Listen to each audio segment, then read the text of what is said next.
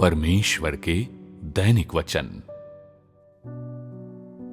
किसी को भी ये विश्वास नहीं कि वो मेरी महिमा देख पाएगा, और मैं उन्हें मजबूर नहीं करता, बल्कि मैं मानव जाति के बीच से अपनी महिमा हटा लूंगा और उसे दूसरी दुनिया में ले जाऊंगा। जब मनुष्य एक बार फिर पश्चाताप करेगा, तब मैं अपनी महिमा आस्था रखने वाले और अधिक लोगों को दिखाऊंगा।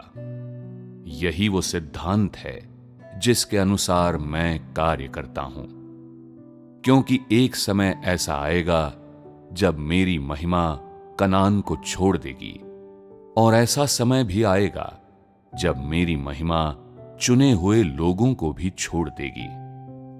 इतना ही नहीं, एक समय ऐसा आएगा जब मेरी महिमा पूरी पृथ्वी को छोड़ देगी, जिससे ये धुंधली पड़कर अंधकार में डूब जाएगी, यहां तक कि कनान की धरती भी सूरज की रोशनी नहीं देखेगी।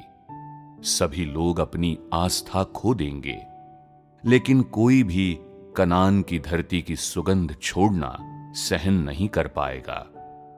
जब मैं नए स्वर्ग और पृथ्वी में प्रवेश करूंगा, सिर्फ तभी मैं अपनी महिमा का दूसरा भाग लेकर उसे सबसे पहले कनान की धरती पर प्रकट करूंगा, जिससे रात के गहरे अंधकार में डूबी पूरी पृथ्वी पर रोशनी की चमक फैल जाएगी, ताकि पूरी पृथ्वी प्रकाशमान हो जाए, ताकि इस प्रकाश के सामर्थ्य से पूरी पृथ्वी के मनुष्य शक्ति प्राप्त करें, जिससे मेरी महिमा बढ़ सके और हर देश में नए सिरे से प्रकट हो सके, और सभी मनुष्यों को ये एहसास हो सके कि मैं बहुत पहले मानव संसार में आ चुका हूं और बहुत पहले अपनी महिमा इस्राएल से पूरब में ला चुका हूं, क्योंकि मेरी महिमा पूरब से चमकती है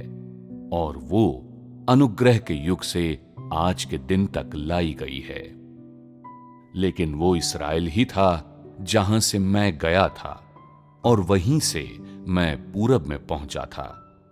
जब पूरब का प्रकाश धीरे धीरे सफेद रोशनी में तब्दील होगा, तभी पूरी धरती का अंधकार प्रकाश में बदलना शुरू होगा, और तभी मनुष्य को यह पता चलेगा कि मैं बहुत पहले इस्राएल से जा चुका हूं और नए सिरे से पूरब में उभर रहा हूं। एक बार इस्राएल में अवतरित होने और फिर वहां से चले जाने के बाद मैं दोबारा इस्राएल में पैदा नहीं हो सकता, क्योंकि मेरा कार्य पूरे ब्रह्मांड की अगुवाई करता है। और यही नहीं, रोशनी सीधे पूरब से पश्चिम की ओर चमकती है। यही कारण है कि मैं पूरब में अवतरित हुआ हूं और कनान को पूरब के लोगों तक लाया हूं।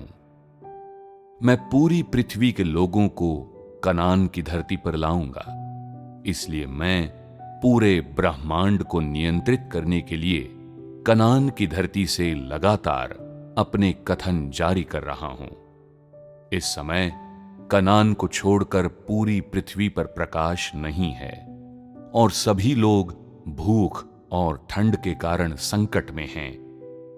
मैंने अपनी महिमा इस्राएल को दी और फिर उसे हटा लिया, और इस प्रकार इस्राएलियों और सभी मनुष्यों को पूरब में ले आया।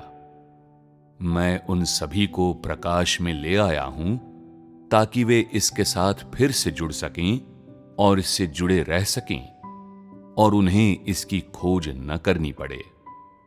जो लोग प्रकाश की खोज कर रहे हैं, उन्हें मैं फिर से प्रकाश देखने दूंगा, और उस महिमा को देखने दूंगा जो मेरे पास इस्राएल में थी। मैं उन्हें ये देखने दूंगा कि मैं बहुत पहले एक सफेद बादल पर सवार होकर मनुष्यों के बीच आ चुका हूं। मैं उन्हें असंख्य सफेद बादल और प्रचुर मात्रा में फलों के गुच्छे देखने दूंगा, और यही नहीं, मैं उन्हें इस्राएल के यहोवा परमेश्वर को भी देखने दूंगा। मैं उन्हें यहूदियों के गुरु इच्छित मसीहा को देखने दूंगा और अपना पूर्ण प्रकटन देखने दूंगा, जिन्हें युगों युगों से राजाओं द्वारा सताया गया है। मैं संपूर्ण ब्रह्मांड पर कार्य करूंगा और मैं महान कार्य करूंगा, और अंत के दिनों में मनुष्य के सामने अपनी पूरी महिमा और अपने सभी कर्म प्रकट कर दूंगा। मैं अपना महिमामय मुखमंडल उसकी पूर्णता में उन लोगों को, जिन्होंने कई वर्षों से मेरी प्रतीक्षा की है और जो मुझे सफेद बादल पर सवार होकर आते हुए देखने के लिए लालायित रहे हैं, और उस इस्राएल को जिसने मेरे एक बार फिर प्रकट होने की लालसा की है, और उस पूरी मनुष्य जाति को दिखाऊंगा जो मुझे कष्ट पहुंचाती हैं, ताकि सभी ये जान सकें कि मैंने बहुत पहले ही अपनी महिमा हटा ली है और उसे पूरब में ले आया हूं, और वो अब यहूदिया में नहीं है, कारण अंत के दिन पहले ही आ चुके हैं। पूरे ब्रह्मांड में मैं अपना कार्य कर रहा हूं, और पूरब में असंख्य गर्जनाएं निरंतर जारी हैं और सभी राष्ट्रों और संप्रदायों को झकझोर रही हैं। ये मेरी वाणी है जो सभी मनुष्यों को वर्तमान में ले आई है।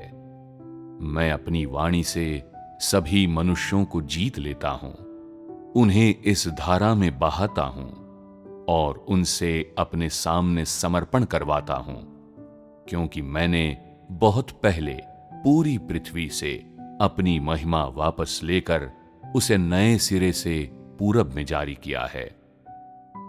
भला कौन मेरी महिमा देखने के लिए लालायित नहीं होता? कौन बेसब्री से मेरे लौटने का इंतजार नहीं करता?